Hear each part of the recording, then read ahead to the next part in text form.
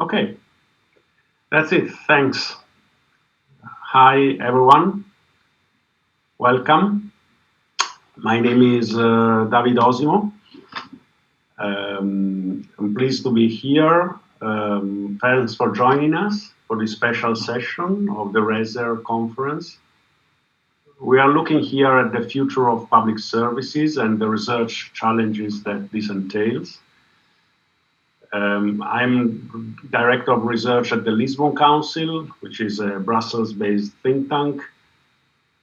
And the Lisbon Council is also a partner of the COVAL consortium. I will be chairing the first part of this meeting, where we have 2 slots of experts, or 3 experts, so 6 experts in total, very well-known experts from academia and government, who will share their vision for the future, their challenges for today. And I'm lucky enough to have as co-chair Dan Chenok, who leads the IBM Center for the Business of Government and is joining us live from Washington, D.C. Hi, Dan. Good morning and good afternoon, David. Dan will chair the second part of the meeting, which is devoted to discussing the research agenda. Now, COVAL and the COVAL partners have produced quite an impressive range of results on the topic of co-creation and innovation in public services, but we are hardly alone in this.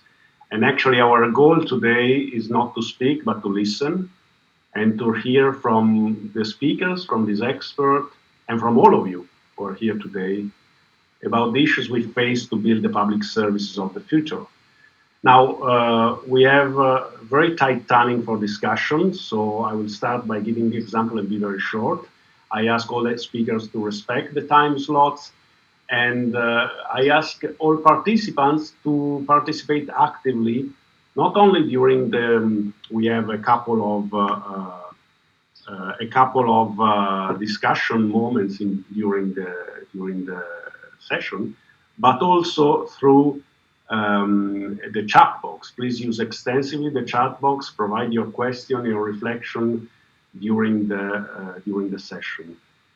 As you can see, it's a packed program.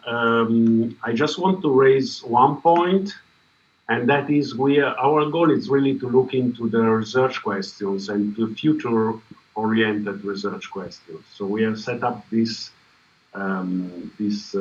survey online, and many of you have already answered, so thank you very much for this. And please continue to do so. I will show you now the early results just to trigger a little bit your thinking while you listen to this great presentation that are coming up. And I will present the same results at the end of the session to see where we are. So the survey is very simple. We have a set of questions and we only have to prioritize them. What we see at the moment, let's see who is winning. When it comes to organizational agility, the key question is how can government best adopt citizens and civil servants' idea for innovation in an agile way? This is the key issue at the moment that is considered particularly important. When it comes to transforming public service with innovation, we have policy and practice and organizational structure and resources that enable innovation to happen. And when it comes to the creating public value for co-creation, at the moment, the most important one is the role of digital technology in co-creation and the action on public data governance. Now, as you can imagine, the goal is not to select what is most important through a totally unrepresented survey. This is just designed to trigger your thinking and to hear from you during the open discussion that we will have at the end. So feel free to fill the survey to give us some provocation, and then we will discuss these issues. What are the key questions that we need to address if we want to achieve the goal of the public services fit for the future, but also if you want to meet the challenges that we are going to hear today from the speakers. The speakers come from very diverse backgrounds, so we are really very much looking forward to listen to you. Having said that, I think we can go already right away to the presentations. So I think, Walter, are you there? Walter Ganz from Fraunhofer Institute? Yes, now I'm here again. Excellent. Thank you. Nice to meet you. Do you hear me? Introduce yourself perfectly. If you can introduce yourself briefly, and if you can share your screen, or if it doesn't work, I can share it from my computer. Yeah, I try to share my screen right now. Yes, go ahead.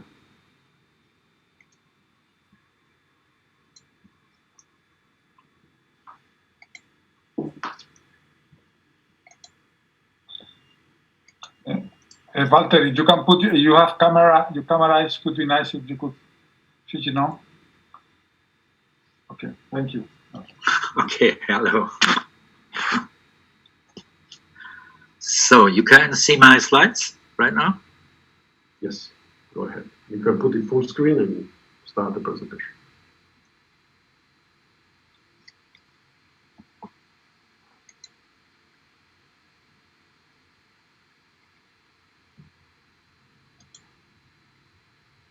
David, do you see my slides? Yes. Okay. Go ahead. It's not full screen at the moment. So. Okay, now it works. I guess I can start, right? Go ahead, and if you can introduce yourself. Yes, I can introduce myself. My name is Walter Ganz. I'm a director at the Fraunhofer Institute for Industrial Engineering. We have a long history on working on service engineering topics, you know. As well, we have a surf lab here on our campus where we are testing and modeling and simulating new service offerings, for example, for our clients. And this is what we primarily do in the last 20, 25 years, or what I have done in the last 20, 25 years. And so I'm very thankful to Luis to get an invitation here on this panel about public service transformation. And I have decided to give some ideas what we are talking. When we are talking about services, for example, you know, it's all about smart service system designing, including co-creation principles. That's very important. But primarily, my background is coming up from a private sector. So that's the first point. But you know, in the recent years, more and more, we went into designing service ecosystems. And this is particularly interesting in that way. Service ecosystems are very strongly PPP models. This means public-private partnership models. And this is what I like to introduce today into briefly examples, what we are doing there.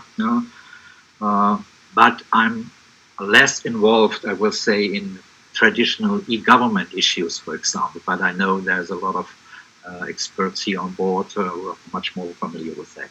So that's first what I wanted to say. And it's, for me, I'm just trying to focus on two issues. The first is new collaboration models, particularly on the emerging new ecosystems, service-oriented ecosystems. And second is to give some open issues for public-private collaborations, for example. That's more important, particularly when we are talking about co-creation and all that stuff.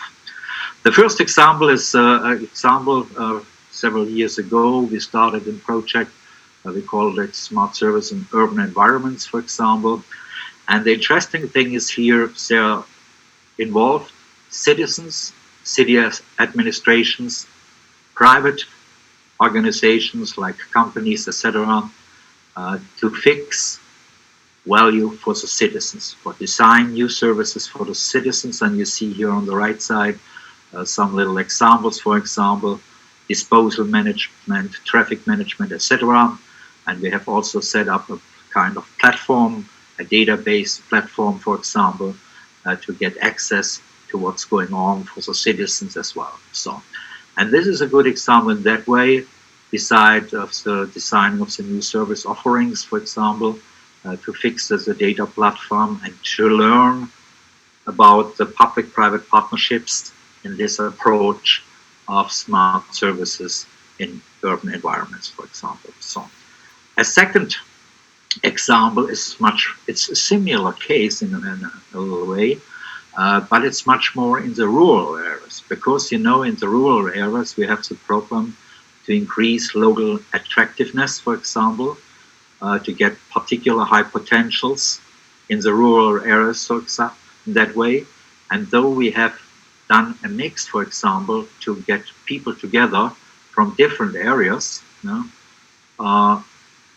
from city administration, social service providers, as well as local enterprises, to fix, for example, a new platform and to deliver first to develop and then to deliver new service offerings in terms of relief services for employees. For example, support or care services to attract more high potentials to move in the regions, for example.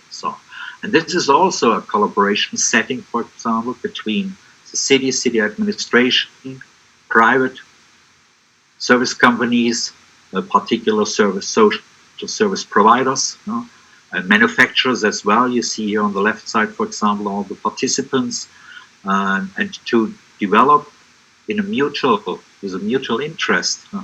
This kind of new services is very exciting to see, and it's an interesting collaboration too. So that's all, and the principles behind are the principles you are familiar with about co-creation. So when I look at these examples, for example, or other examples we have done in the past, we got some kind of common experiences we got. So the first is, for example, there's a long discussion in literature and in science about the shifting locus for core competences. And that means the usage of the stakeholder network is a really great source of competences. And competences in many ways, for example, competences from the public side, public governance side or administration side, about the needs of the citizens and the employees, maybe the co-creation principles, for example.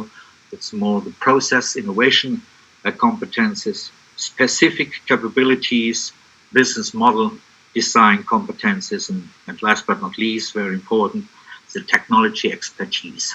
So that means a source of competence in a stakeholder network like this, public-private partnership collaboration is very important. There's a long tradition in literature and science, for example, the shift from the company focus to the enhanced network focus you see here on the right side of the picture.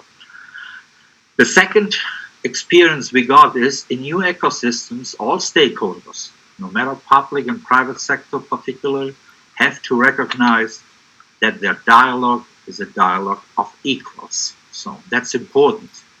If you have citizens, for example, on board in the creation or ideation phase of this kind of service innovation projects, we have to have a dialogue between equals. So that's important to have respect for all parties who are on board. A very important issue is about managing stakeholder diversity on organizational and cultural aspects. And that means, for example, you're familiar with it, the decision architecture, the hierarchy in public government or public administration is totally different, partly as in private companies, for example, or private service sector. So, and to arrange and to see how the decision architecture looks like, and to get a compromise, for example, when decisions are on board, and you have to decide what alternatives of services maybe are interesting and should be fostered, for example. That's very important. Another example, for example, is looks like legal interoperability issues, for example. That's also important to see. There are different interests, for example, different expectations and perceptions about what to do, for example, and this has to come on the platform. Time, capability, and capacity constraints are also an organizational issue sometimes in these collaborations, for example, and we have to deal in a PPP model in a way that's really successful for all involved parties in that way. All last but not least, another example, an organizational, is about privacy, policy, data protection rules, etc. For example, in the public sector, they deal today, particularly in Germany, I don't know in other states or member states in the European Union, but in Germany they are dealing with data protection very hardly, and that's sometimes a very controversial debate when we are coming together in our team sessions to discuss how to deal with the data protection issues, for example. So that means managing stakeholder diversity from different perspectives of the stakeholders who are on board, no matter if these are really the citizens itself or organizations like the administration or the involved private companies like social service providers or manufacturing companies, etc. It depends on the question. At the end, what we have learned is, as last point, co-creating mutual experiments and experiences. It's about educating reciprocal. So we have seen that both sides, so all stakeholders, learn from each other about how complex this kind of innovation process looks like, for example, and can support each other in a way so that is a kind of educating everybody who is on board of this kind of projects. So this is in common of this type of service ecosystem designing very much in our experience, for example. And it's a really reciprocal process, for example, for all parties. It's not a hierarchy in between, or when it is a hierarchy, it's a difficult issue and you have to talk about it. Another aspect I will mentioning, and it was all around this RESER conference and different sessions I have seen as well as in plenary, is the impact of new technology on services itself, for example. And there's really a lot of going on, and I have heard in different sessions, for example, the impact of artificial intelligence, for example, on services. And you see here some colleagues who have mentioned that in different articles, for example. And the important thing is really that the way of the interaction between citizens and governmental administration or government administration, as well between two customers or other stakeholders, is really changing in a new way, for example. And the new technology offers a lot of opportunities, for example, to design that in a completely different way. So the impact is pretty strong, meanwhile. And so that means all the debate we have about e-government issues, for example, it's important. I have heard it in the session before, for example, in the panel, what the ICT can can push the transformation of governmental agencies, for example.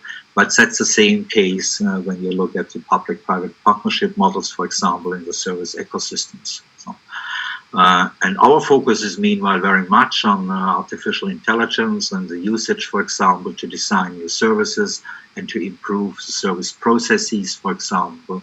And this you see here is blurring between front office and back office operations. And this is really exciting, but there are a lot of opportunities if we are doing that, for example, but it will change really the interaction between all the stakeholders in this kind of PPPs. When we are 3 minutes. Yeah, when we are designing, for example, this kind of processes on a new service product, and we are looking for AI support, for example, we are very much in an approach that's, we call it symbiotic interaction. Yeah? So symbiotic interaction means really mixing the best out of the two worlds, the technology as well, the competencies and the expertise of human beings, for example. And we believe that this is the future. And AI, for example, offers a lot of opportunities to do today, no matter if you are talking about chatbots, for example, or recommender systems, engines, social media monitoring, sentiment analysis, or improving effectiveness. You know, as one colleague before in the panel has said, it's very important to use new technology also for improvement of productivity, and this is the issue, for example, that helps very much.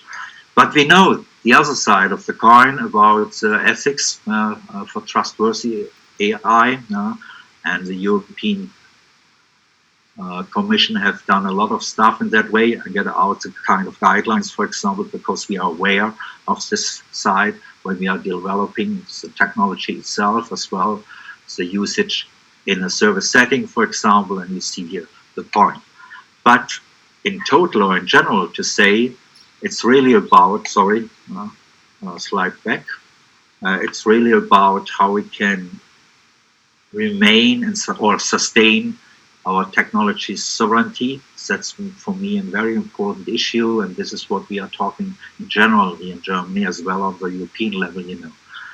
So last slide, open issues for public and private services, particularly in the collaboration settings of new service ecosystems. I guess for us it's important utilizing AI in smart service systems, but there are a lot of questions right now. So about the adoption strategies of AI for the public sector itself, I guess it was partly the discussion here at RESER along the conference in many cases. How about emerging technologies usage to improve, that's important, in operational processes, you know? Last but not least, the models of data sharing between private and public sector to really have an opportunity to interact in a better way, for example, and to have new opportunities to design new services, for example. Promoting service ecosystem means as well searching best new practices in the service ecosystems with involved public and private sector. Even to look at the business models, for example, to design win-win situations for both. You know, in the past we have seen this kind of public partnerships, public-private partnerships that was a little bit unbalanced for my feeling. You know? And this is important, targeting a win-win between public and private. That's very important. And experimentation matters. Experimentation matters means to fix really pilots in a kind of living lab approaches, for example, that helps to get more visibility for what's going on, for example, and see the beneficial outcome of a new service ecosystem for citizens, for all the stakeholders involved. Strengthen the resilience in system-relevant services. You know, what have we learned from COVID? System-relevant services, how important they are, and the appreciation of this system-relevant services became very obvious how important they are. And we have to think about what does it mean fostering resilience and anticipating for the future, not the system-relevant services, that's important, but for all. And so resilience is for us, or became for us, a very important issue on our research agenda. Last but not least, we need to wrap it up, please. Reconsider quality. I guess we have to look at quality with a new approach. A new approach in that way is that we need a new framework for quality design and measurement with an extended approach. Extended means it's not the traditional ISO standards, for example, what we know from the past. It needs to integrate societal requests. That is needed. So the framework for quality to extend is a very important issue when we think about new service ecosystems, for example, and that way too. This is all the 4 topics we are working on. Thank you very much. Excellent. Thanks. Thank you very much. We are running out of time. I'm sorry to disturb you, but I want to give the other people the opportunity to speak too. So fascinating overlook of how co-creation means also co-creation between humans and machines. And now let's move to Miquel. Miquel Estape from Barcelona, my neighbor. Open Government of Catalonia. The floor is yours. Thank you very much. I'm not able to share my presentation. Can you? Yeah, I will. Stop sharing the last one. Walter, can you stop sharing? Yes, just a moment. Thanks. So I'll start meanwhile. Hello, everybody. Thank you very much to the organization and Luis for the invitation to participate in this great event. I am very delighted to be here with you, and I hope that you are all fine. Before starting, let me introduce myself briefly. My name is Miquel Estape. I'm based in Barcelona. I work in government, and I have 25 years of experience in the public sector in different positions, as an elected official and as a senior civil servant. I cannot share still. I am passionate about driving the digital government transformation. Okay, can I share it myself, please? Yeah, is it possible? Okay, thanks a lot. Okay, is that fine? Yeah. Thank you very much. So I am passionate about driving the digital government transformation and fostering public innovation for the common good. Currently, I am the Chief Innovation Officer of the Open Government of Catalonia, and I am a member of the board of several societies that are striving to promote deep public sector reforms in Spain. First of all, I would like to point out that all the views and opinions of these presentations are personal, and they are from a practitioner's perspective. Somebody who is struggling every day to promote digital innovation, because as we all know, changes in government are very, very tough.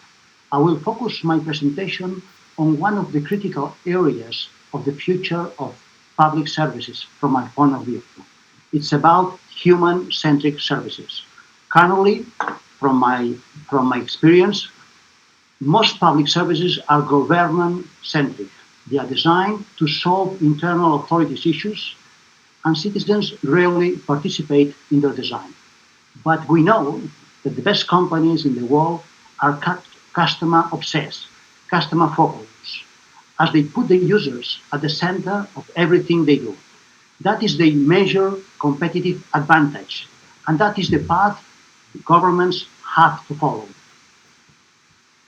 So before going into the details, let's think a moment about where we are now. This is a picture of the Blade Runner movie. It is about a dystopian future with advanced robots known as replicants that they rebel against humans. The book was written in 1968, and the funny thing is that the movie was set in November 2019, just a few months ago. Today's reality is that we are now living with robots more intelligent than humans yet. But we are living in a very complex, interdependent world with many uncertainties, where changes are more unpredictable, getting more dramatic, and happening faster and faster. This is because we are in the midst of a new technological revolution, a climate change crisis, and a worldwide pandemic, all at the same time. Since the theory of evolution of the species of Charles Darwin, we know that it's not the strongest of the species that survives, not the most intelligent, but the one most responsive to change. This quote also can be used for companies and even for public authorities. We government believe that we have the monopoly of public service delivery, but it's not true.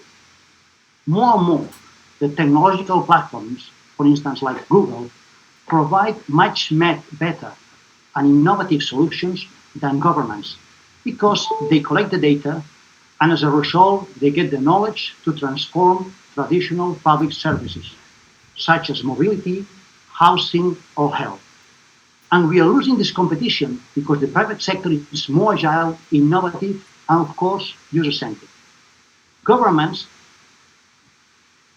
must be much more responsive to change, or they will become insignificant in the future. They will not disappear, of course, but they will struggle to guarantee its core priorities such as equality, inclusion, or sustainability. The point of my presentation is that delivering human-centric services is paramount for governments to adapt to the rapid changes of the 21st century. So, how can we foster user-centric services in the public sector?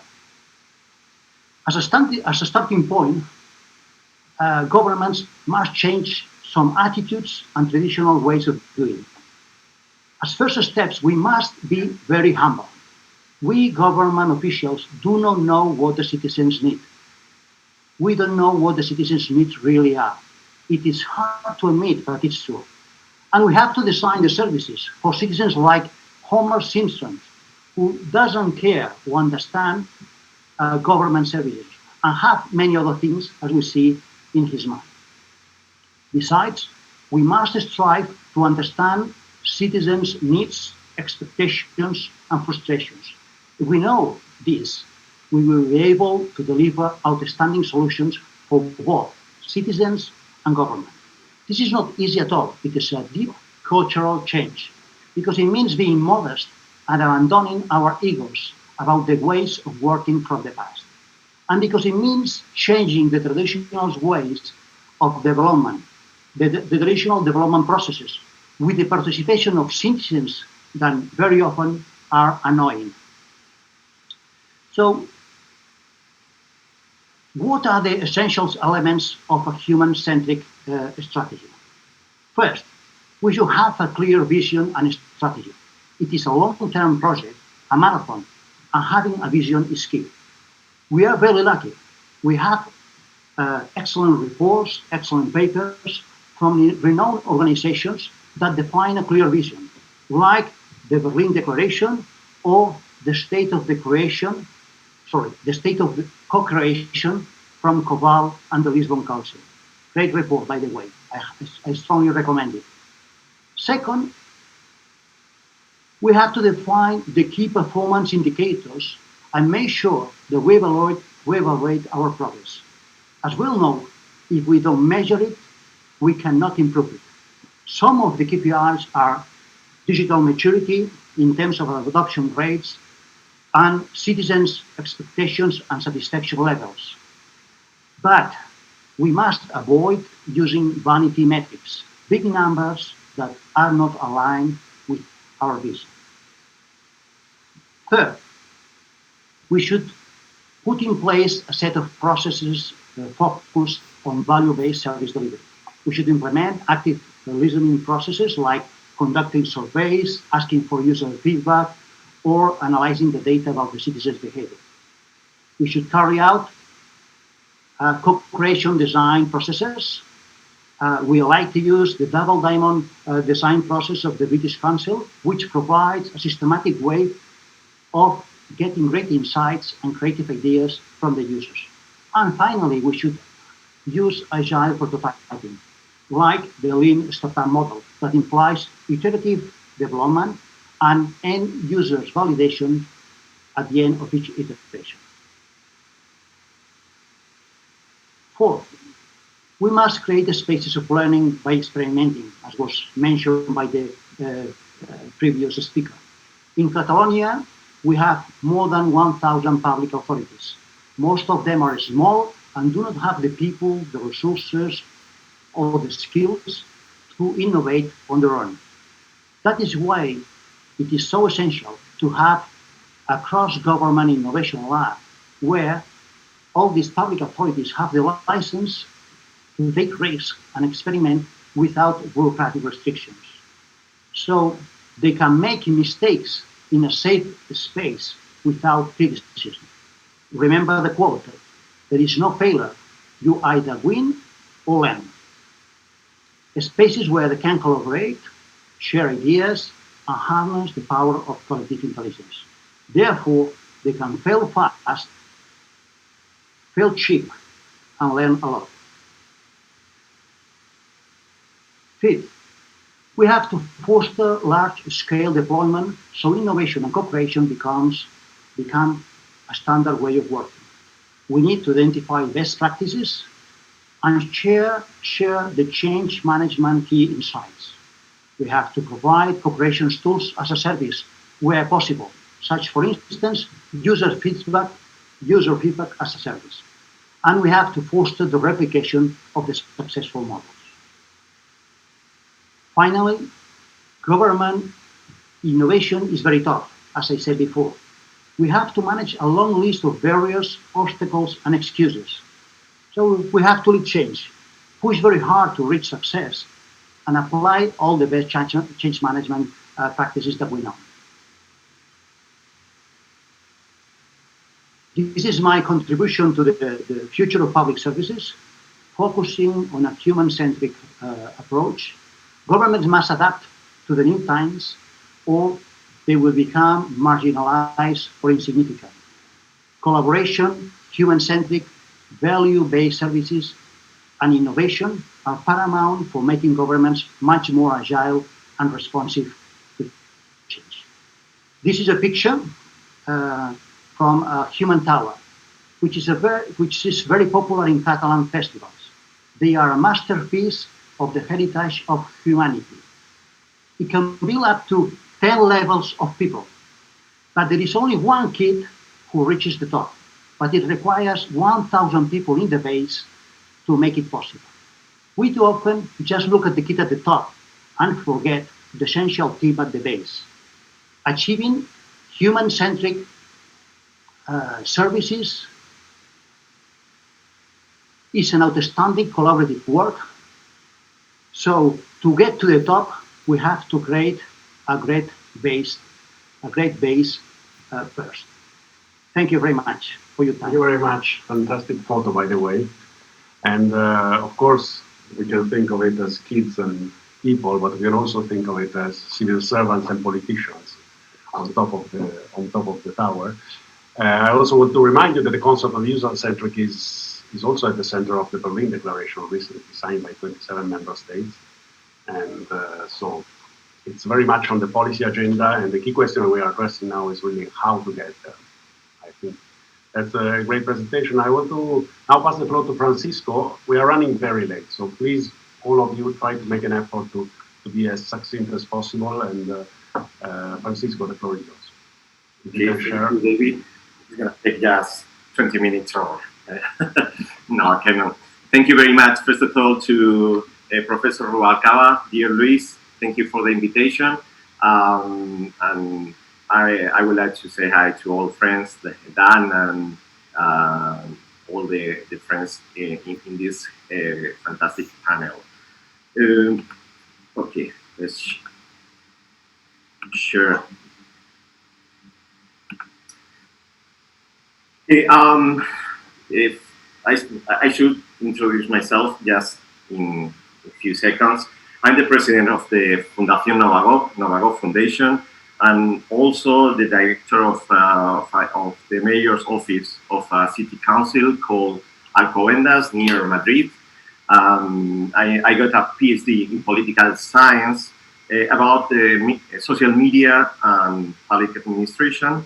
I focus my research basically on social media in public administration, public innovation, and innovation labs.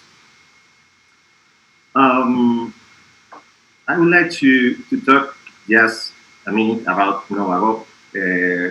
It's what we call a public innovation ecosystem. We developed basically 5 main projects. The first project is Novagob Social Network. Was born as a spin-off of the Autónoma of Madrid University. It's a virtual space where more than 16,000 professionals from the public sector get in contact, share knowledge, and collaborate each other. Secondly, the Novagob Congress probably is one of the most important in Spain. Annually brings together people from the public and private sector, civil society, and academy, to discuss the challenge of public administration around topics as technology, open government, people management, and innovation. More than 1,500 people attend last edition. Thirdly, Novagob Lab is the first laboratory for public innovation created in Spain, and is an instrument to respond, pretends to respond to project training and research to public problems with experimental methodologies. We also coordinate Innolabs, the largest innovation labs network in Spanish and Portuguese-speaking countries. We are right now 7 innovation labs from Argentina, Mexico, Chile, Colombia, Brazil, Portugal, and Spain. We all work together. And finally, we also organize Excellence Award to recognize and make visible innovation that takes place in public administration. Okay, let's start then. let's see.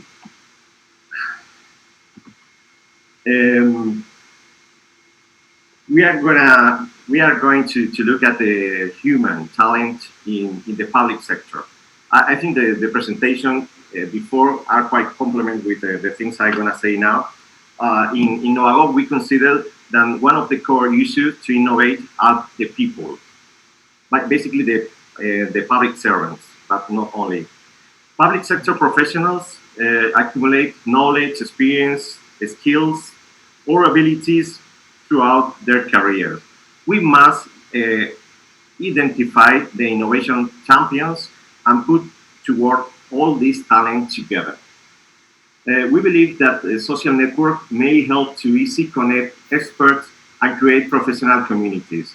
We look at the technology as a tool to connect knowledge. That was the reason why Novagob was created in first place. We all probably agree that we must connect talent in public sector, not just the internal one, but the talent people around government. And why? Because public administration do not have a monopoly on knowledge. Therefore, they must be open to environmental knowledge and take advantage of collective intelligence. This collective intelligence is the ability of large group of people, communities, as Novagob is, regions or cities to think and behave in an intelligent way. And the result of that action must be better than the sum of the parts, as we can see in this recent research at the European level carried out by Miquel Osimo in 2020.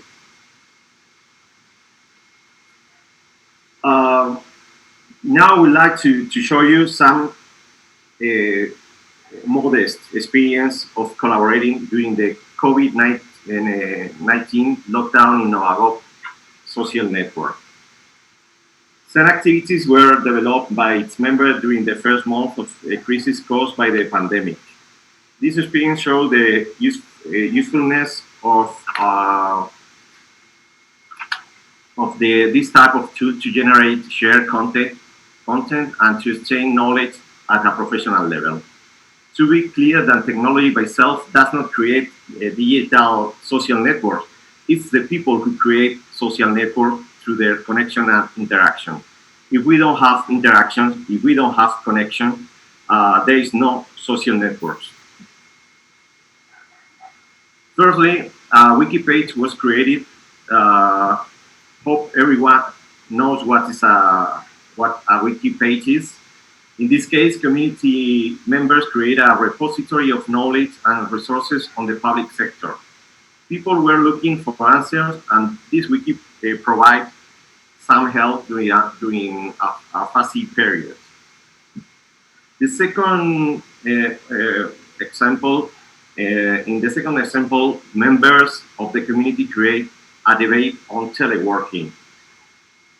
Mass teleworking has been one of the great advantages caused by the pandemic. In this debate, professionals from the public sector exchange ideas and knowledge to implement teleworking in the public sector.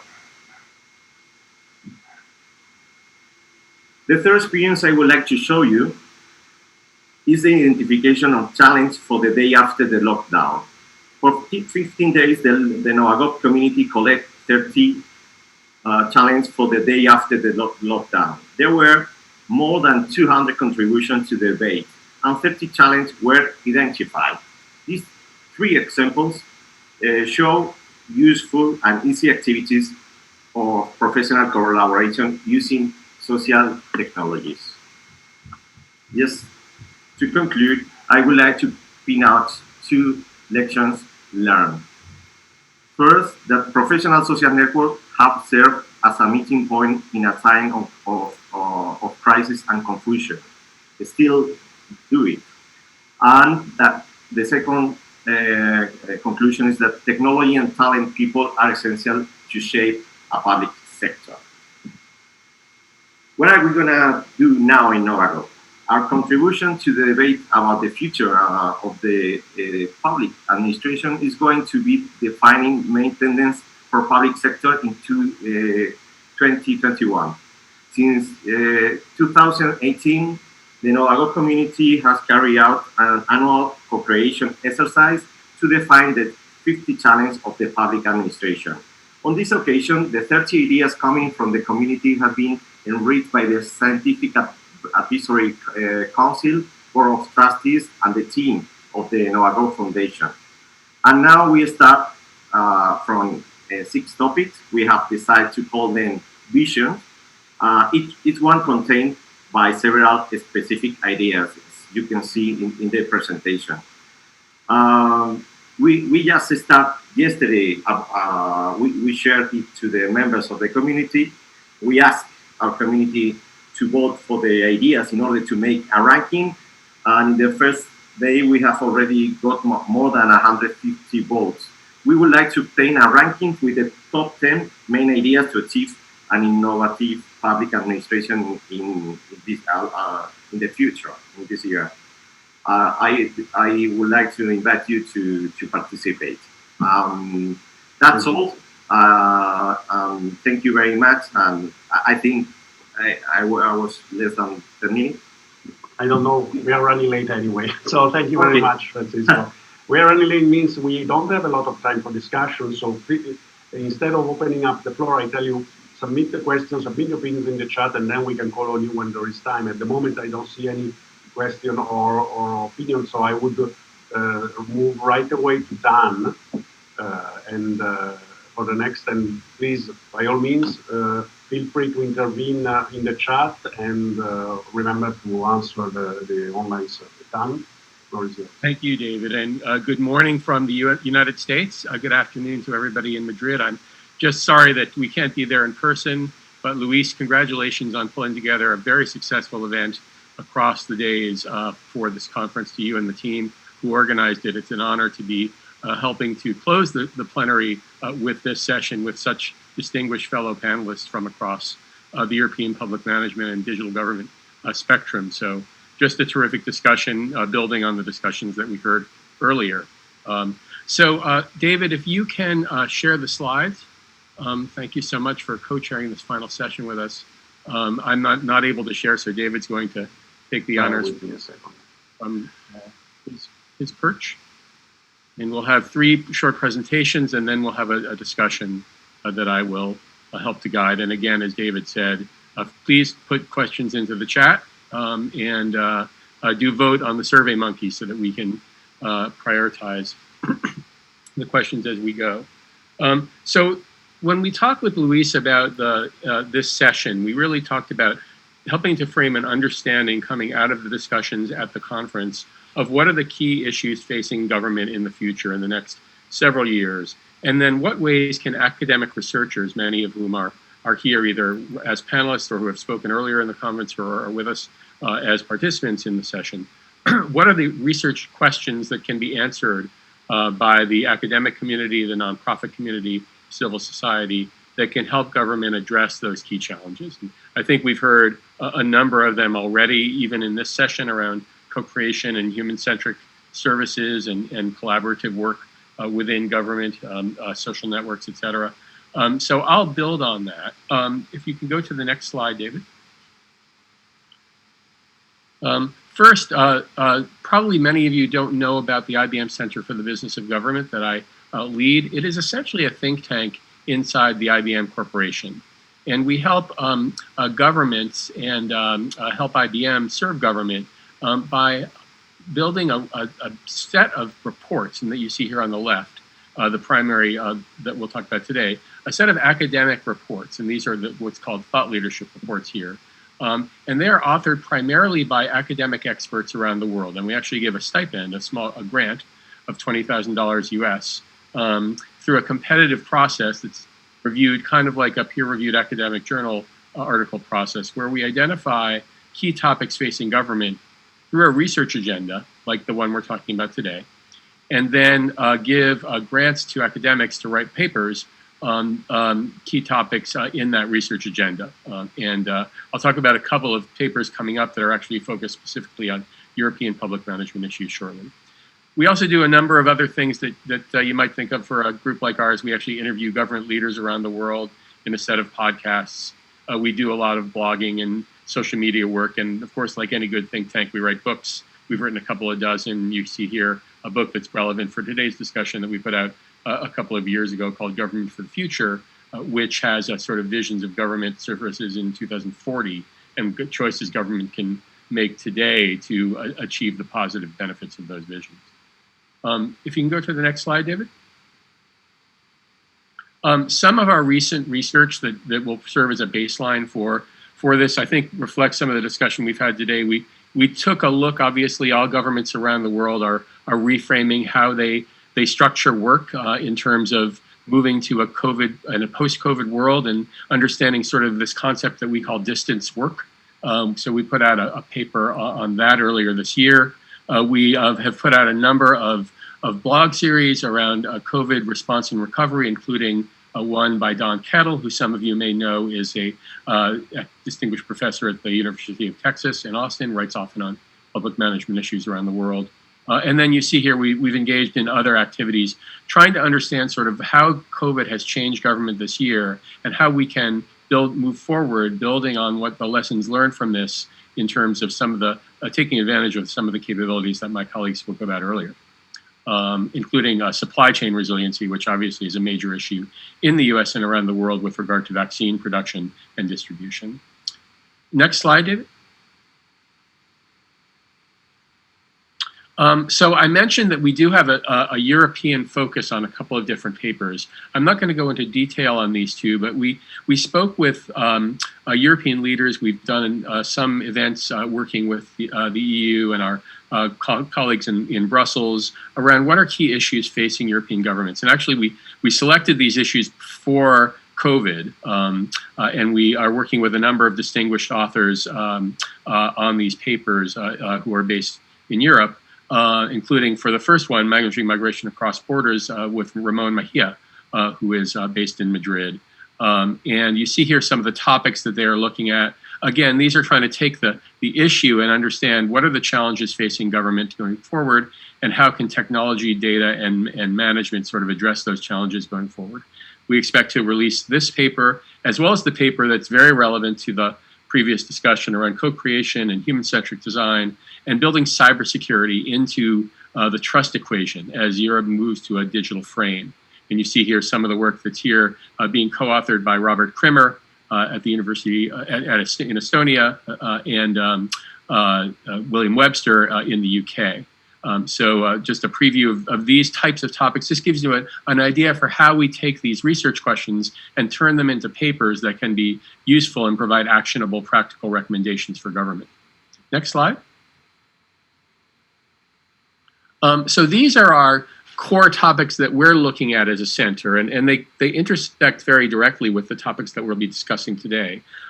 This set of topics is evolving as we talk with the new U.S. administration, the Biden administration leaders as they come in, and as we think about opportunities to interact with conferences like this one, is to how can we develop a research agenda that really engages and produces reports that address the key topics that government faces. And you see here a number of topics that we've been talking about today, including using data to make actionable decisions, driving organizational agility, digital technologies for transformation, and I won't read through the list, you can see it here, reimagining government work. Two very important ones that are somewhat new for us, restoring public trust in government, which obviously is something that faces government leaders and stakeholders around the world, and issues that are very much front of mind in the US, advancing social, racial, and gender equity.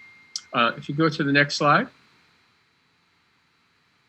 So just wanted to close with, we have a parallel set of research questions to the questions that we're talking about today in this session around different topics. So in addition to the co-creation, agility questions that we are discussing and that are in your vote, just to kind of round out some of the research topics that we think will be facing government leaders going forward, are three areas that we want to highlight. One is around using data and evidence. We have several statutes in the US that are talking about how data and evidence can inform real-time actionable decision-making by governments. How can technologies like AI, blockchain, bring forward data in new ways and interesting ways to help government leaders work together? And how can you set up government models of management for working with academic experts, private sector experts, to bring forward decisions that formerly were done primarily within government offices, but could be done in a collaborative fashion, a cross-sector fashion, to provide greater, more inclusive results. The second area is really looking at the outcomes of everything we're talking about today. How does technology, human-centric design, collaborative workspace, why does it matter in terms of outcomes that citizens see, that the members of the public see, and how do you measure those outcomes? And you see here a number of research questions related to that. And then finally, if you can go to the next slide. Resiliency. We've talked a little bit about this. This is sort of how we see cybersecurity, climate threats, health threats. Obviously, we're living through an unprecedented historical situation with our response and recovery efforts around the world to COVID-19. So how can governments work with civil society, with the academics, and with industry, and with the citizens that they serve, to really be resilient across multiple domains, both the digital domain from a cyber perspective and also the service delivery domain, because any of these shocks, and there will be more shocks to come in the future, we don't know what they'll look like, but we know that we can hopefully through research help government build capabilities to respond to those types of shocks and build resilient institutions going forward. So all of these and the results of the discussion today will feed into the image you see here on the right. We're going to update the dates and issue a new call for research report proposals.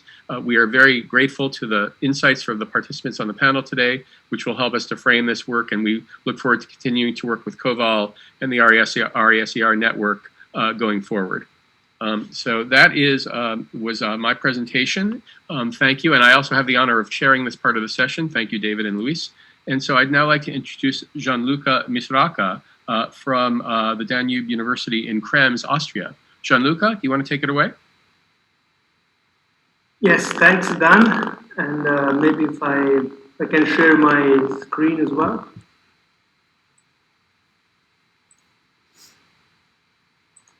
Okay, and so thanks for the invitation again, and Luis and now the organizer from the COVAL conference, and of course Daniel and David for this very interesting and insightful session, where I guess we can share some of the findings and also probably a future-oriented perspective that we share in Europe and worldwide. And so yes, as you mentioned, I'm here as a simple academic, but I'm also representing as a special advisor and member of the task force on democracy in the digital age of emerging Europa, the think tank that has been set up by former President Valéry Giscard d'Estaing, that passed away unfortunately recently. And also in the past decade, I've been working for the European Commission Joint Research Center. So yesterday, I don't know if some of you participated in one of the plenary and presented some of the latest results of the research on the future of digital government at the Horizon 2040. But also, as I see David in the screen, I also recall the scenario we did 10 years ago together on part of the Crossroads project. And in fact, sometime with David, we meet hopefully eating the dinners, and we always think about what is new and what is already seen, and all this approach, citizen-centric, human-centric, etc. So now I'm also leading an international alliance on human-centric AI that is also a project funded by the Commission. It is now the new Holy Grail. No? Everybody is in search of this governance with and by AI. That is the topic I focus on today.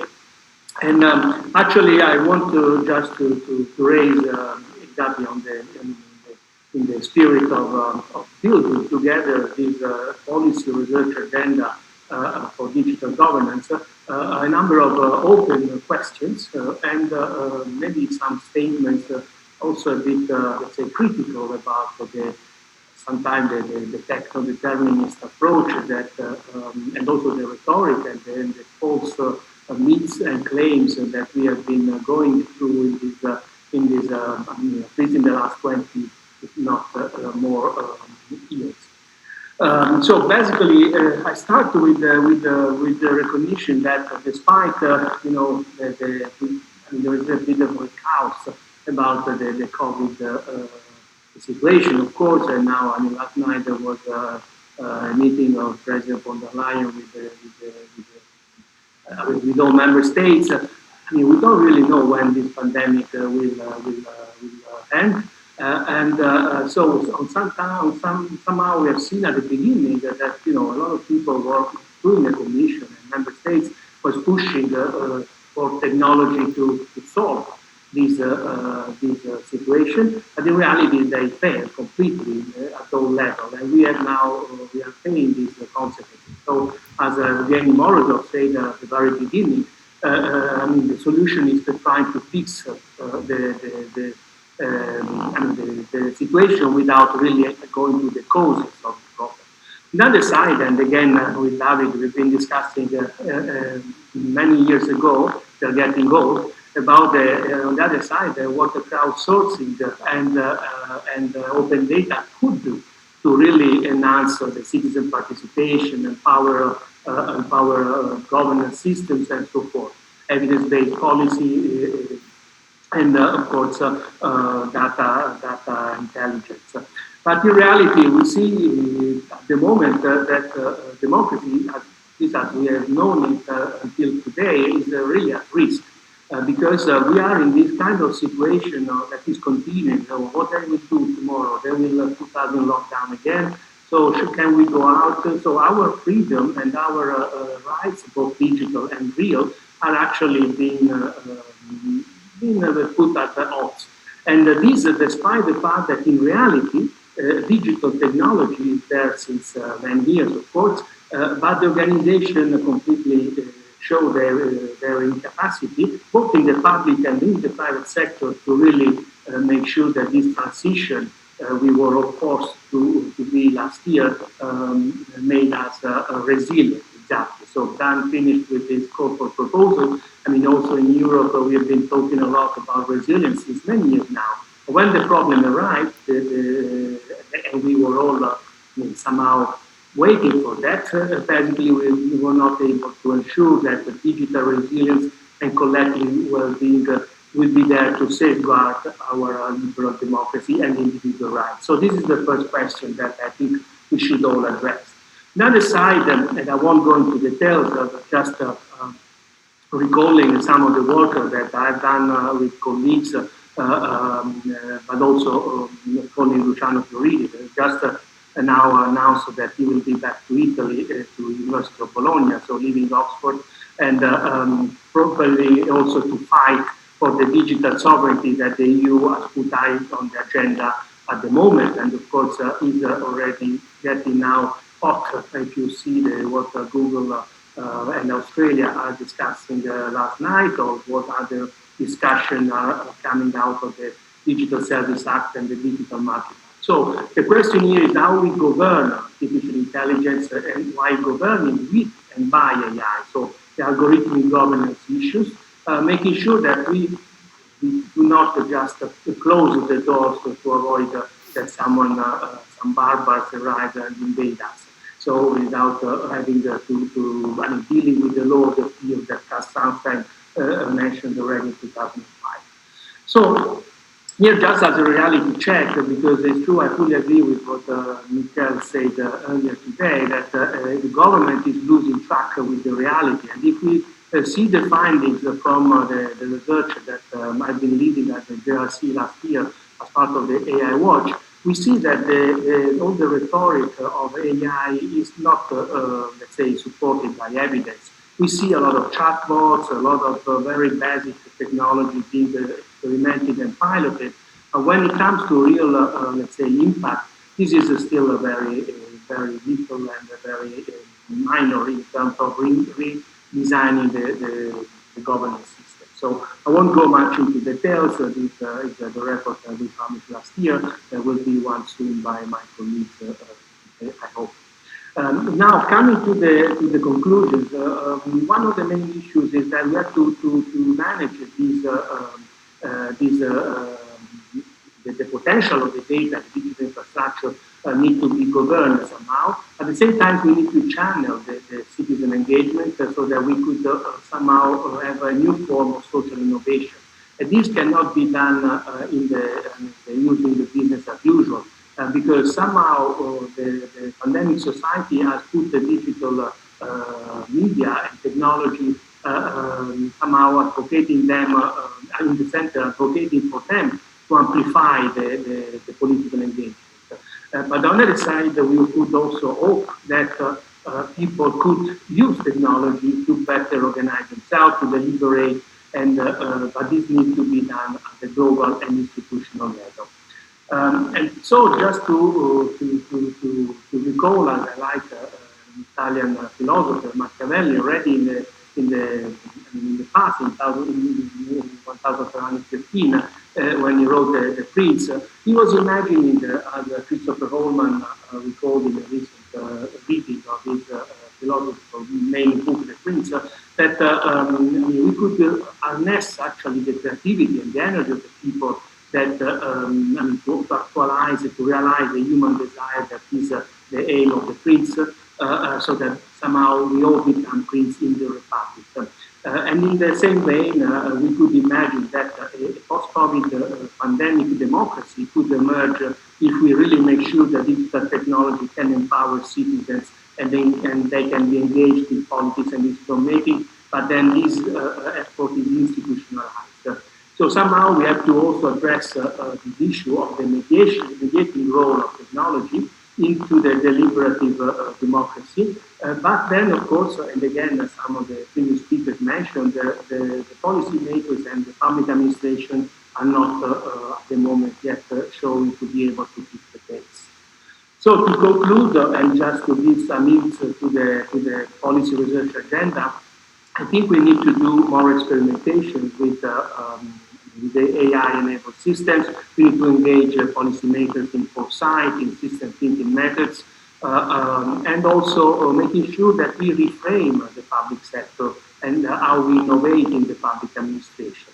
And here again, recalling a recent report that we published last year as an outcome of a study on the exploring digital government transformation, we need to not just redesign the processes and the mechanism for governance and policy making, but actually also reconsider the structures of values, the routine and the cultures that are part of the public sector records and need to be changed if we really want to be, again, previous speakers mentioned, human-centric and serve the citizens and the society. So these trends, democratic innovation and digital resilience, could be put together important dimensions for a research agenda to support redefine policy making. It's also making sure that the values of our society, and here I would advocate strongly for the European liberal values, are respected within Europe and also promoted globally. So in that sense, I'm also pleased, as I say, to lead this effort led by the Commission on promoting the International Alliance for having a common approach to human-centric artificial intelligence. So I conclude with the word of President Valéry Giscard d'Estaing, that everybody says that you can't build a society purely on interest, you need a sense of belonging. So I leave with this, and I hope I've been more or less in the time allocated, and of course I'm happy to elaborate further and discuss today and in the future. Thank you. Thank you so much, Gianluca. What a terrific presentation. And being a history major, I appreciated you bringing in Plato and Machiavelli into the antecedent for digital government today. And you also sort of framed it from the moving government from service delivery agent to agent of democracy, and how we can involve citizens in that, and how digital tools can work in that in a resilient fashion as well. So that sets up terrifically well our final speaker, Charlotte van Uyen, Charlotte, take it away.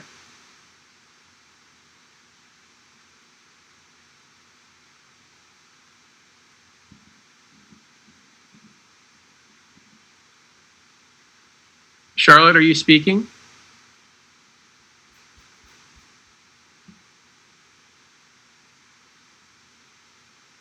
Let's see. Charlotte, you may still be on mute. Yeah, Charlotte, you're still on mute according to my screen. Okay, do you hear me now? Yes, terrific. Okay, terrific. Yes, I couldn't find the unmute button while already having shared the screen. So thank you very much, Dan, and the organizers for inviting me to this very interesting round table today on the policy and research agenda for digital governance. My name is Charlotte van Ooyen. I'm a senior research fellow at the Lisbon Council, working closely together with David Osimo and Francesco Mureddu and other wonderful colleagues on themes of digital governance, data analytics, and co-creation. So what would I like to talk to you about today?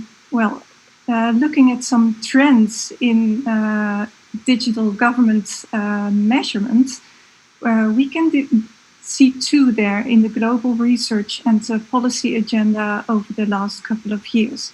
So first of all, we've started measuring more. There's a lot of interest in having indicators, indexes at the international level. Countries want to know how they're doing, how they're advancing over the years, how they compare to other countries.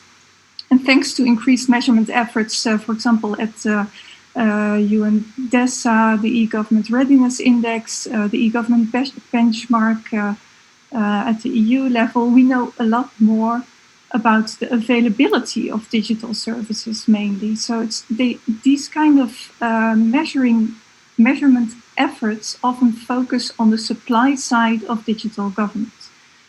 And at the same time, we see there's an increasing call for data about the adoption and impact of digital government, as has also been highlighted by several of the previous speakers in this roundtable.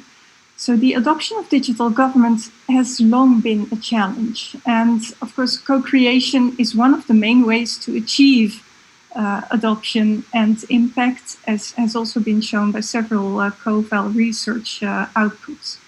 Now, with these two trends in mind, at the Lisbon Council, we've started wondering about the uptake of key digital services. So we started looking for data and discovered that there's a lot of hidden data pearls out there.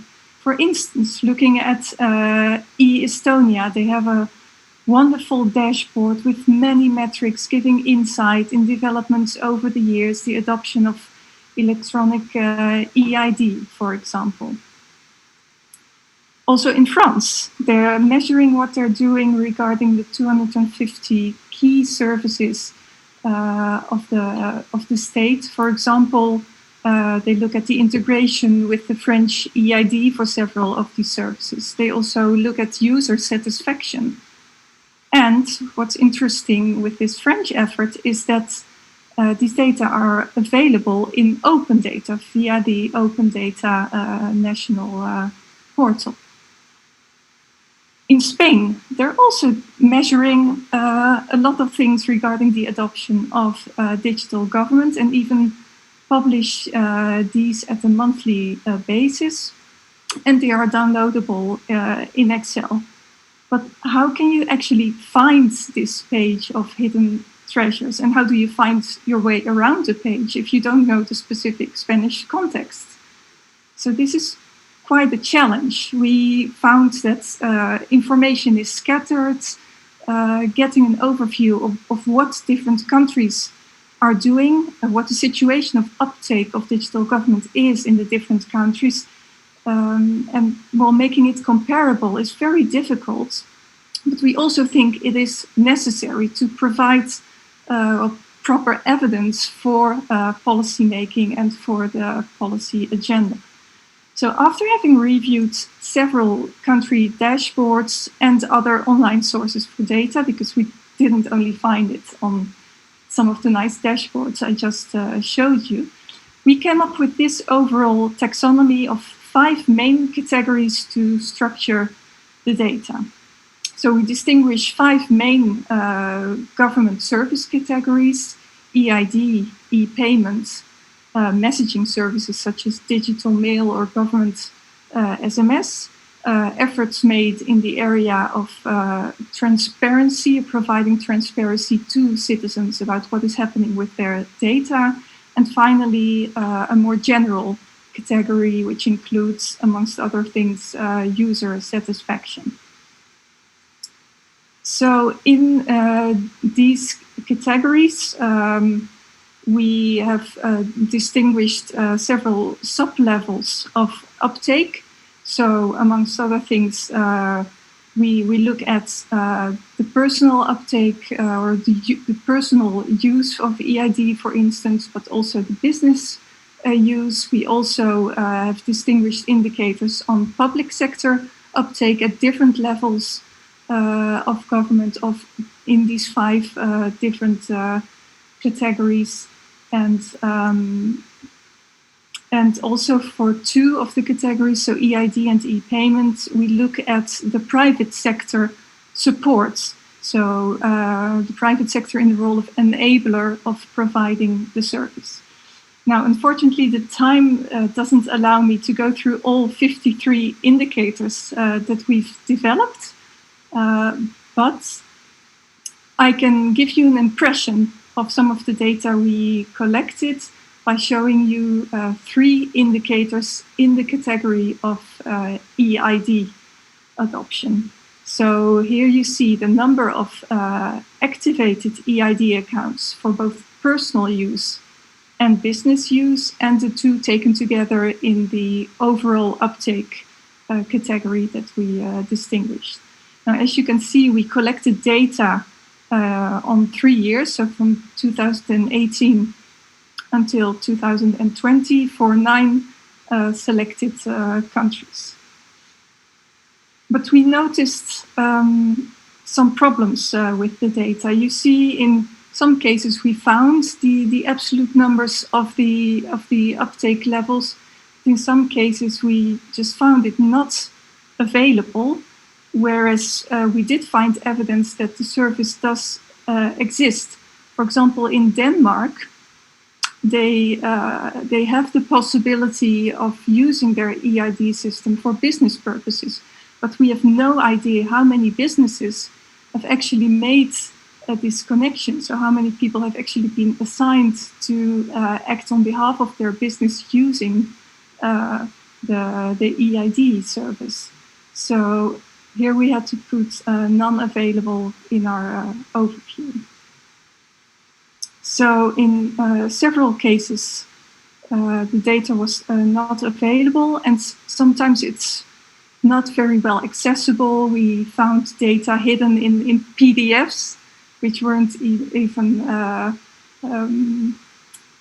easy to copy the data from. Sometimes they were available in images, but we really dug deep to get the relevant data for you out there. So the problems we encountered actually made us think about doing a meta-analysis of the data. So looking at update frequency, for example, how often do countries update these indicator data about digital government uptake? And do they offer the data in machine-readable format?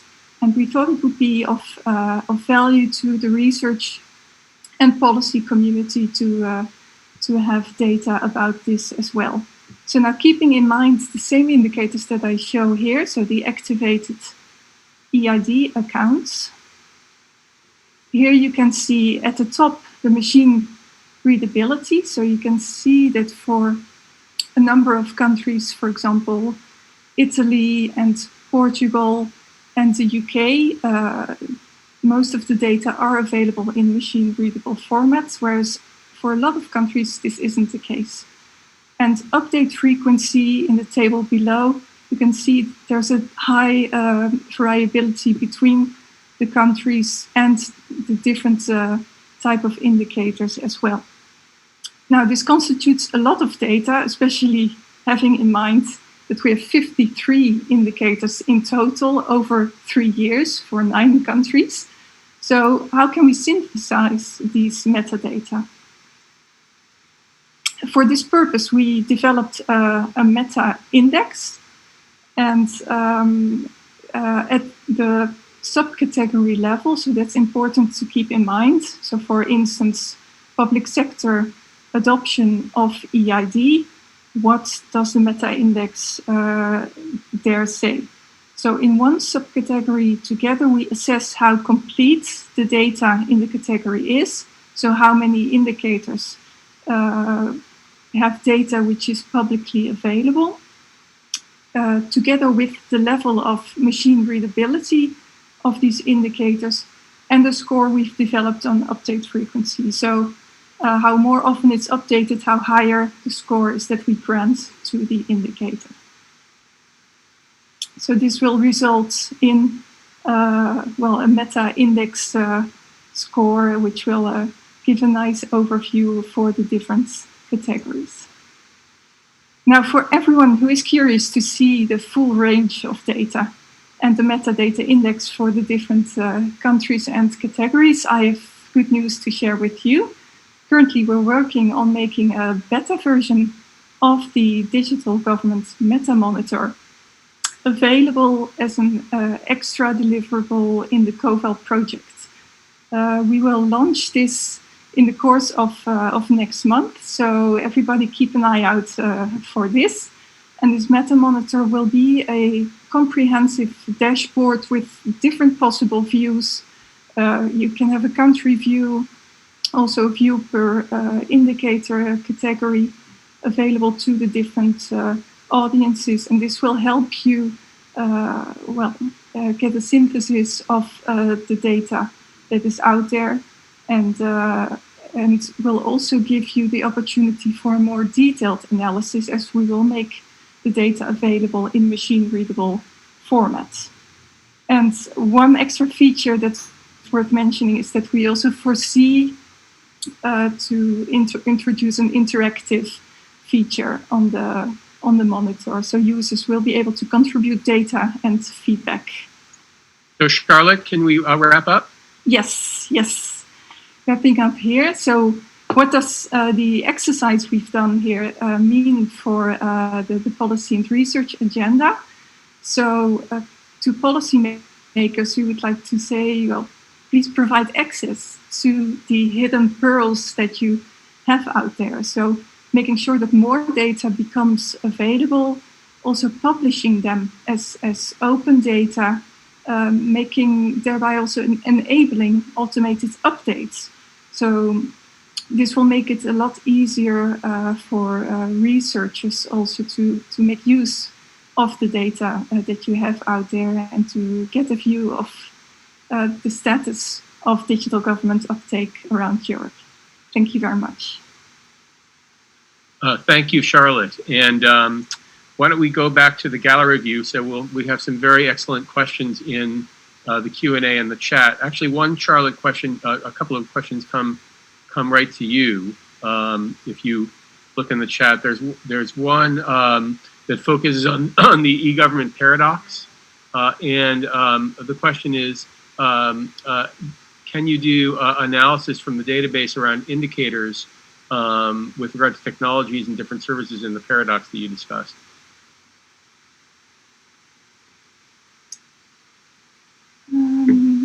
It's in the chat, so not in the Q&A section. Okay. Yes. And then also related was a question around, in terms of understanding the number of solutions, and I think a number of speakers spoke to this, around technology and innovation and human-centered design, and how do you actually use data to understand which of those solutions are most effective? So Charlotte, why don't you can kick off, and then we can open that up.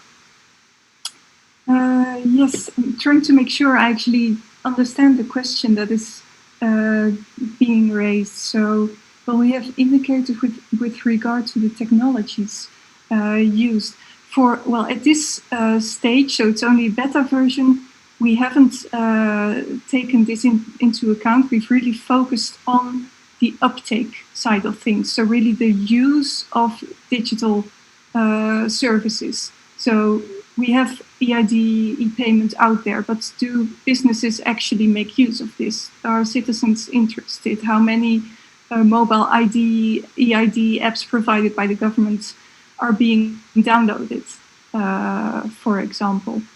But this could be a point to integrate in a later stage. So this, I think, thank you, relates to a question. There's a theme that runs through a number of questions. Just Vania asks about is the question the number or the diffusion across different citizen groups, how the distribution of services in terms of human-centric services? And Maximo asks about how many levels of administration. So both questions are really about the level of complexity in terms of digital services and understanding how to sort that complexity out. A human-centered strategy must take into account many elements of a person's life, and when you multiply that by population level data, there are infinite number of possibilities. So, question for any of the panelists: how do you sort through among the many priorities for digital government, sort of where to pick the main priorities? If anybody has thoughts on those questions that came from the chat.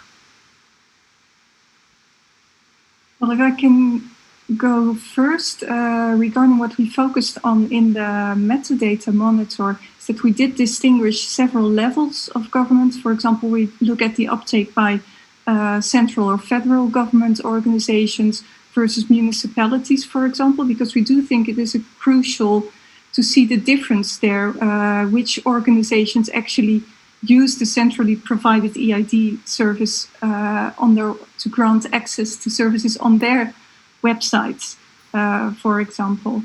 But at this stage, we didn't yet distinguish several groups of citizens simply because the data out there is still very limited. There are very few countries who actually publish detailed uptake data like that, but it is something to put on the agenda because it would allow for more detailed analysis of which groups do you actually reach and which ones you don't, and then you can intervene to the purpose to reach the ones which aren't included at this point. Great, thank you. Anybody else on that question of priorities, prioritization? If not, let me, there's a question that came both from Luis and also from Aida, which is around sort of public-private sector partnerships and networks. Luis asked how to create a better ecosystem performance of partners working together. Any thoughts around sort of the public-private partnership and the differences between the two? We at our center try to create a bridge, if you will, between private sector innovation, not just from IBM, but from other private sector ecosystem partners and the government, and create sort of a safe space for there to be collaboration and communication around digital innovation. But welcome thoughts on other models from Europe or elsewhere in your research. Any of the panelists have thoughts?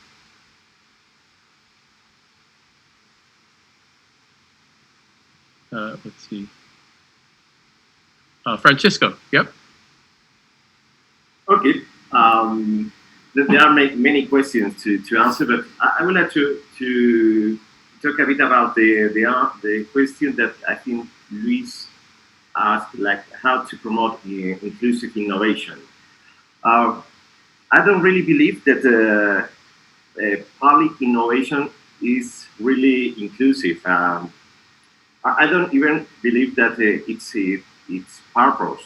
Public innovation must develop new ideas, better ideas, ideas which can be implemented for public challenge. But I don't think that they need to be always inclusive. They could. I mean, if you are using an open innovation methodology or probably you will do it a bit more inclusive. But I don't think that is the purpose of public innovation. I think it's most focused on the result of what you are looking for, and basically are new ideas, better ideas for society. So this is the question, of course, of efficiency relative to equity, and I guess one of the questions that we're asking is, we think that while they are different, they are both important in terms of delivery of services, to be able to both deliver effective services for all and then ensure that the services are inclusive and reach populations that have been underserved relative to their need. So I think, you know, it's an important question that continues, and technologies can, I think, exacerbate that divide, because if government agencies are focused primarily on access, then that can limit service delivery to those who have less access. Other thoughts on this question of inclusion and also cross-sector collaboration to address inclusion? Miquel. Yes. If I may, on inclusion, I would like just to add a brief comment on my question, is that I also include staff, because, for example, I think that quite a lot of public administration staff is out of the, you know, I'm not included in all this dynamic transformation towards. So I'm not thinking only about the inclusion of the final user that are out of the digital revolution, but also the people that are in the public administration that are totally out of the transformation.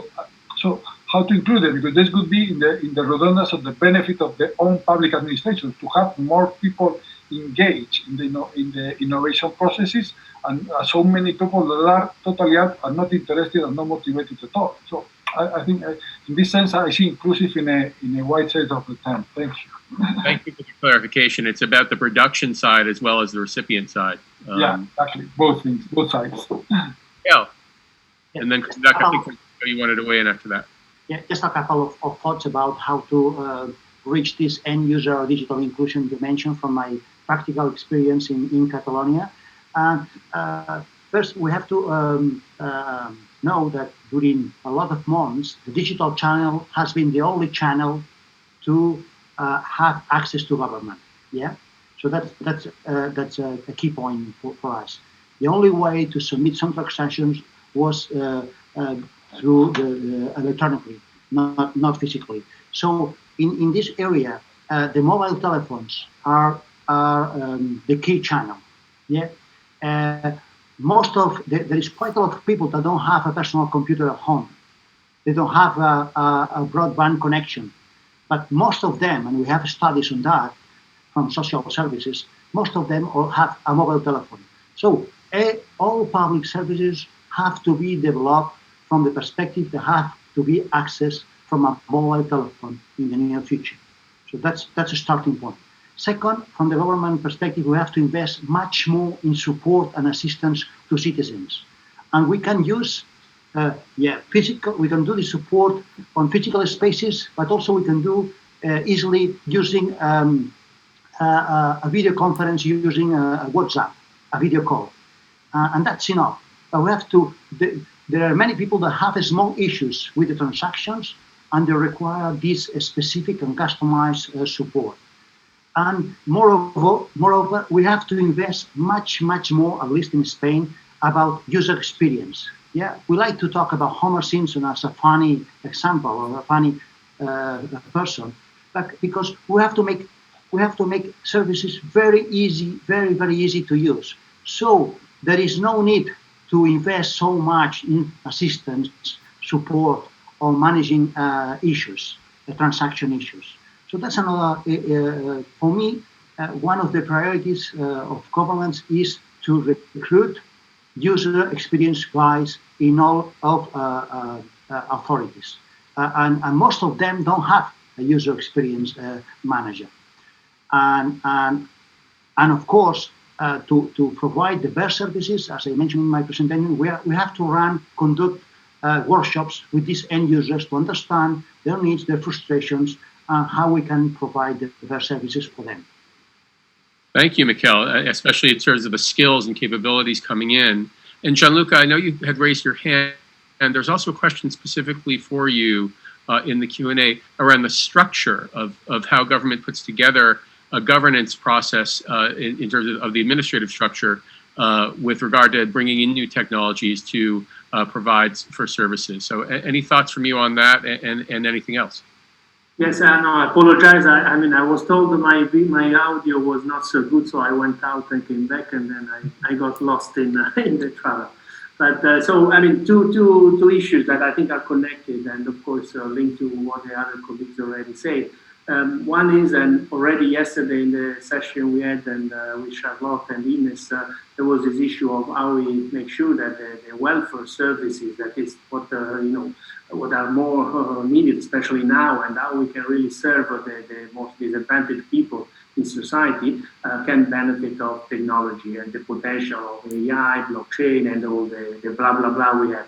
And of course, this is often an issue that is nothing to do with technology. We all know that. There are legal issues, there are issues of leadership, and the fact that, as Ines mentioned yesterday, I mean, there are often, let's say, excuses, I would say, from the public administrators to say, no, we cannot do that, or we've never done it. So we really need to be a bit more bold on the fact that, public administration has to be serious about the fact that a part of the society, especially now, is suffering, and this has been delayed too much, and now we see the consequences of this. So public-private partnership, the engagement of civil society, we all know that, but this is now time to action, and we cannot wait for that, at least in Europe and in certain countries in particular. We have now a bigger occasion with the Next Generation EU, with the recovery funds. We need to really make sure that these are channeled to really transforming our service delivery and the fact that we make sure that we have an impact. So many of the issues you already mentioned about measuring the impact are there since a long time. Now we have to make sure that we, let's say, have the instruments to do that. Technology can help, of course, also to link to the democratic issue of innovation, democratic innovation issues that is not a new term, actually something that has been on the table since a lot. And we see that there is a gap in the democratic systems, even in democratic countries as in Europe or in the US. And some issues, especially technology, is putting at more at risk today. So I think democratic innovation, social innovation, the fact that we engage the citizens are fundamental issues to be considered in a research agenda. Thank you, Gianluca. And that raised a question also around sort of the larger question of democratic innovation in the chat, and whether how that differs from the concept of co-production, co-creation. Or I think in your presentation you kind of married those concepts. And then Luis had asked a question earlier about the capabilities for co-creation. So any reflections on how research can help governments put together processes for co-creation from the human-centric side and also from the governance administrative side? Are you asking me? Gianluca, you could start, but if anybody else has other thoughts, they can weigh in, and then I think we need to bring it to a close. I mean, I will be very brief and then pass to the others. I think this is, I mean, I told already to the COVAL community friends in other meetings, I think the concept of co-creation, co-design has been maybe sometimes abused, especially when it comes to the public sector. And there are a number of phases of the policy cycle that this has never been really addressed. So we do a lot of consultations, multi-stakeholders, etc. But then when it comes to really taking decisions, we are still using the old traditional methods. Now we have an opportunity. All of us, I'm sure, have been thinking of the Green Deal call that the Commission put on the table, and clearly there are many opportunities to really make sure that we use this concept with the concrete policy to address concrete policy challenges, and maybe make sure that this is not just a consultative but also deliberative. Thank you, Gianluca. And I know we are at almost at time. Luis, can we go a minute or two past, or do we want to wrap up right at 5:30? No, I think it's not a problem if we still stay for a few minutes, let's say 5, even 10, but I would say, because I think David has to also to show us the results of the survey, final results, but I think we can take up to 5-10 minutes more, and then we postpone a little bit the final closing session for 5-10 minutes. No problem. That's not a problem. Okay, thank you, Luis. Any other thoughts on this question about co-creation? Yes, just complementing some of the points that were made earlier, mainly by Miquel Estape in his presentation, that one of the ways to co-create is also to make better use of the data that we collect about citizens. So it's basically a way to have citizens there, well, as passive participants in co-creation. We can take an example from the private sector. I think in this perspective, businesses are very much able to know who their clients are, what their needs are, and they use data analytics, etc., to find this out. And I think the public sector can do a better job in this perspective in analyzing service data as well. Also to see which audience they reach, who they don't reach, etc. So that's also something that doesn't require a lot of effort from citizens. At the same time, of course, we have to keep an eye on the safeguards for citizens and make sure we use their data in an ethical way, and that we provide them a way to at least know what's happening with their data. So being transparent about it, for example, opening up a possibility in the citizen portal to see exactly which government organization consulted their data for what purposes, etc. So to make sure that citizens still have a degree of control as well of on what's happening. Thank you. If there are no other comments on this question, Miquel, go ahead.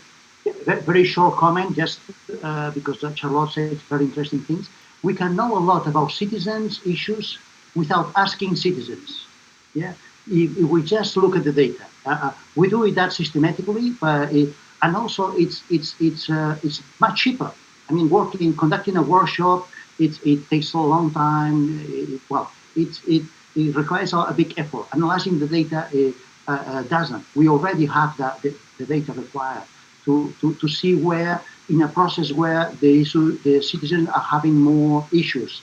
We also use some tools that, by the way, very cheap. We record all the movements of the user with the screens and all the steps, and we can look at some samples and see where they're having more problems.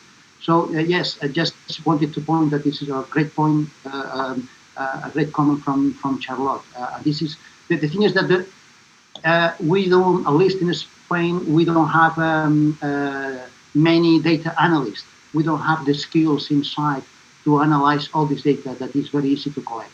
Yeah, so we have to invest again in user experience on the one side, data analyst on the other, to get insights from the users. Yeah, we found in the U.S. there are a number of administrative databases that governments have not really made good use of, but are in existence that can be done without a lot of information collection burden from citizens around their desires. I think it's a terrific point, Miquel. David, I know you've been tracking the survey data. Is there basically a reinforcement of what we talked about before? Any change? And you're still on mute, David. Some changes. Let me share the live result from SurveyMonkey. You see it? Yep. So first, most important on public value co-creation is the critical actions to be taken on public data governance. So data and co-creation, this is clearly important. This is not an accident. We need to put them together, as Charlotte was just saying. When it comes to transforming public sector services with innovation, first is policy and practice, organizational structure, institutional resources to encourage. So basically, how do we change the machine? Looking at the machine and what can we do concretely. And I think this is very much mirroring the first point I just mentioned. So let's look at the incentives that are able to drive genuine change. Let's not talk about so much about the overall objectives, but let's look at the system of incentives that can drive the change, what works, what doesn't. When it comes to organizational agility, that's quite interesting. Still, how first, at least in terms of very important, how can government best adopt citizens and civil servants idea?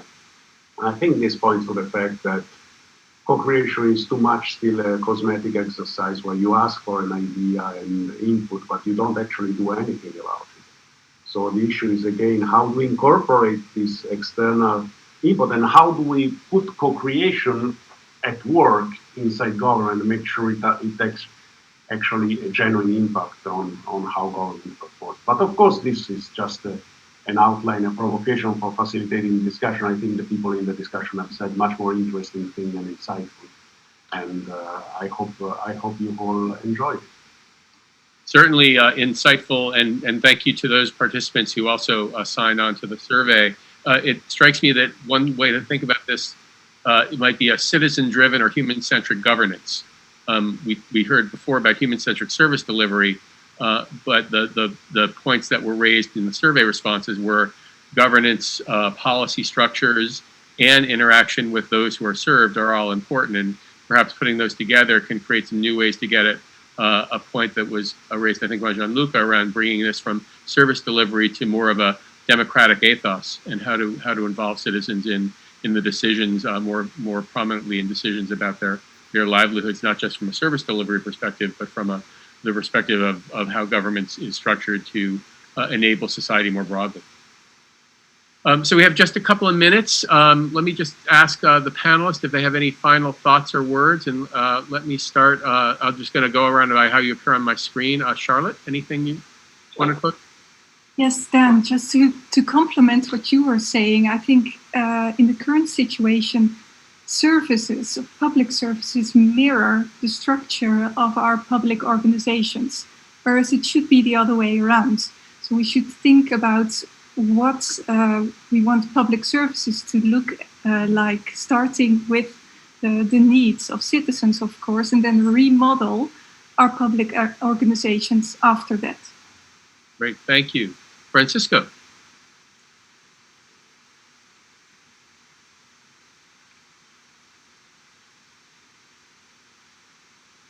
Sorry. Okay, I would like to keep talking about the importance of people in order to innovate, especially when all these challenges, technological challenge, ethical challenge, are coming all together. We need to connect the talented people, the most prepared people in public administration, in order to governance the technology, the innovation, in order to make it more human. Thank you. Welcome.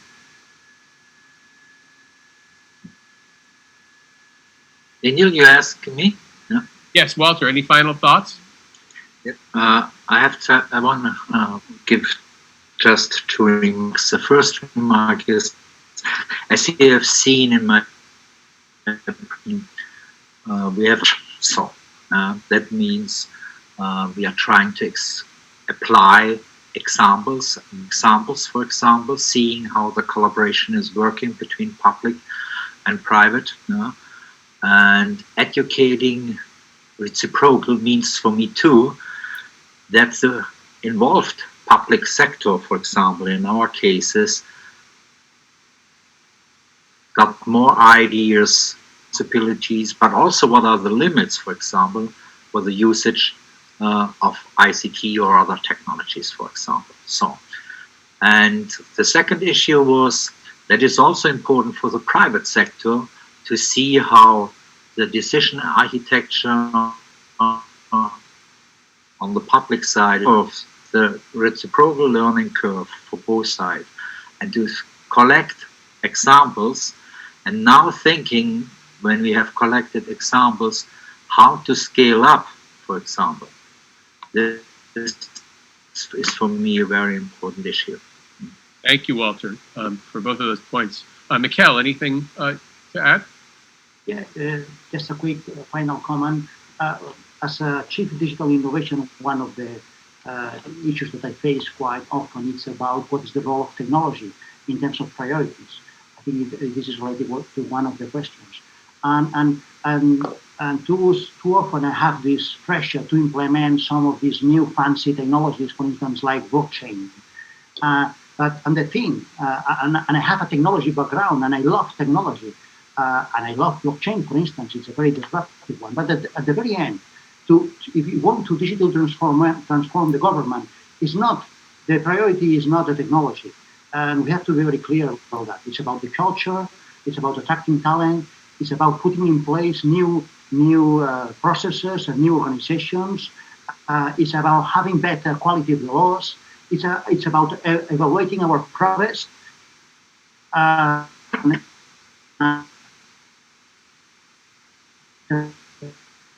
See, we might have lost Miquel. All right, I think we lost Miquel's audio, but I think we were able to get most of your point in. Gianluca, any last thoughts? We have just a minute left. I mean, as you know, everybody now in this pandemic world became expert in virology and also talking about human-centric AI. We are all philosophers, and we all talk about ethics of AI. As you mentioned, Plato, and I recall Machiavelli. I think we should also go back to Socrates, because basically his philosophy, I think, was giving us the idea of being pragmatic about how we achieve results for the well-being of society.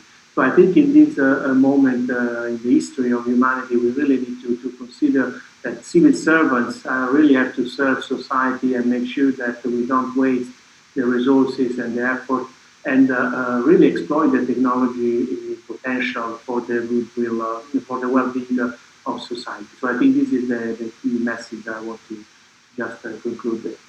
Thank you for adding that Socratic note to the conclusion. David, before we turn back to Luis, I think we've learned a tremendous amount from these sessions. Any last words from you? Thank you, everyone.